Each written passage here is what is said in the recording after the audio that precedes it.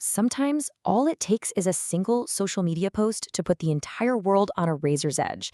And that's exactly what's happened. So let's break down how this 48-hour ultimatum could be the trigger for a massive global crisis. So this thing drops late on a Saturday night.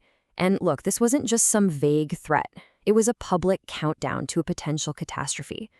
Right now, military commands and energy markets all over the world are on high alert, just watching the clock tick down on this incredibly dangerous deadline.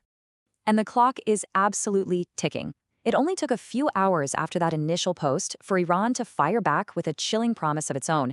They said any strike on their energy facilities would be met with attacks on U.S. and Israeli assets, and they specifically called out desalination plants across the Gulf.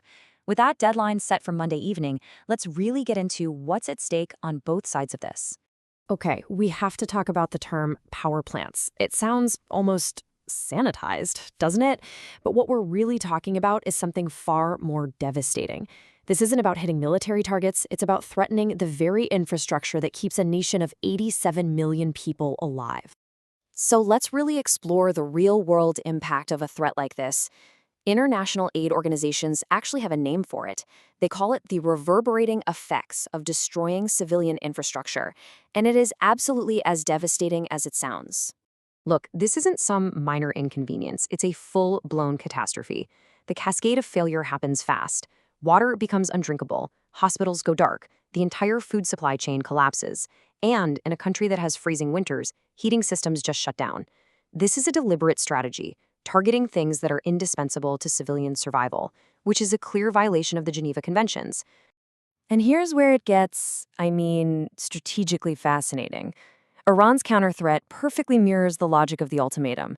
They've pinpointed the Gulf's most critical vulnerability, its water supply. The message couldn't be clearer. If you turn off our lights, we will turn off your taps. And this chart just lays out the Gulf's existential weakness perfectly. We're not talking about a small portion of their water. For a country like Saudi Arabia, desalination provides almost all of it.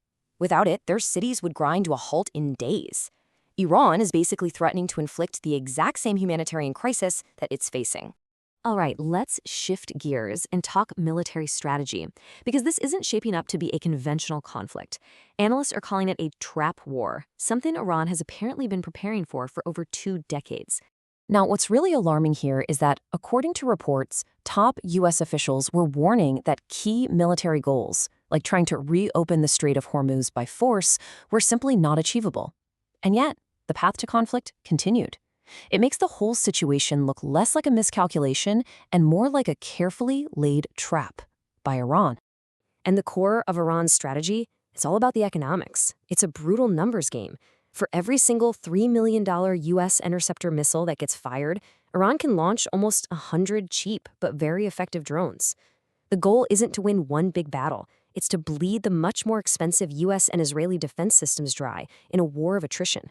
And you have to understand, Iran has spent years getting ready for this exact scenario. They've built entire missile cities buried deep inside mountains, which makes them almost impossible to hit with airstrikes. They've got missiles that can travel 4,000 kilometers, that's far enough to hit targets in Europe, and their air defenses have already proven they can take down sophisticated stealth fighters. This is what military analyst Scott Ritter calls an emperor has no clothes moment. The long-held idea of overwhelming American military superiority is being seriously challenged by a strategy designed to expose its limits. Iran is basically calling the bluff, showing the world that the U.S. might not be as well equipped for this particular fight as everyone thought. So, as you can imagine, the impact of this doesn't stay in the Middle East. Not at all. It sends a massive shockwave through the entire global economy, and it all pivots on one single narrow waterway that Iran controls. Just think about this number for a second. 20%. That's how much of the oil the entire world consumes every single day has to pass through the Strait of Hormuz. Iran doesn't need a giant navy to shut it down. A few well-placed sea mines or a swarm of fast attack boats can bring global shipping to a dead stop. And they've shown they can do it. And listen, this isn't some what-if scenario anymore. With attacks on Gulf energy infrastructure already happening, analysts are now saying a price spike to over $150 a barrel isn't the worst-case scenario. It's the new base case if this conflict keeps escalating.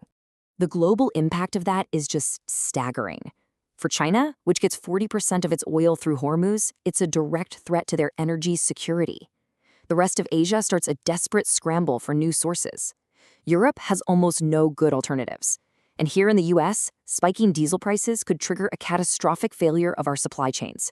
Some analysts are even warning this could lead to a global economic collapse, something on the scale of a second Great Depression.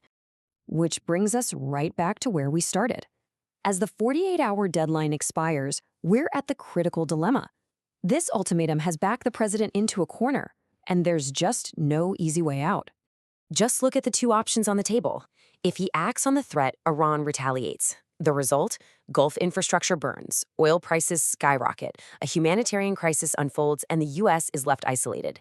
But if he does nothing, U.S. credibility is completely shattered. It shows adversaries that its red lines are meaningless. It's a choice between two truly disastrous outcomes.